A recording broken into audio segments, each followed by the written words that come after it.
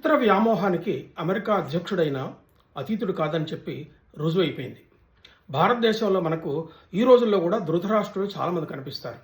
చాలామంది మంత్రులు, ఎమ్మెల్యేలు తమ కొడుకుని ఎమ్మెల్యేని చేయాలని, మంత్రిని చేయాలని, ముఖ్యమంత్రిని చేయాలని, ఎంపీని చేయాలని ఇలా చాలా చాలా చాలా కలలు కరుకొని వాళ్ళందరినీ క్రమక్రమంగా రంగప్రవేశం చేయిస్తూ ఉంటారు.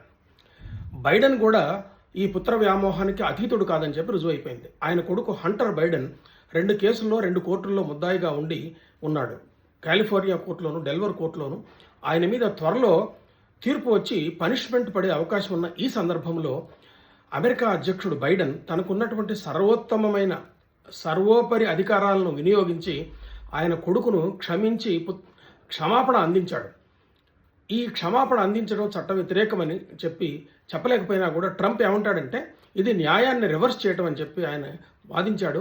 కాబట్టి అమెరికాలో కూడా మనకు ధృతరాష్ట్రుడు ఉన్నాడు.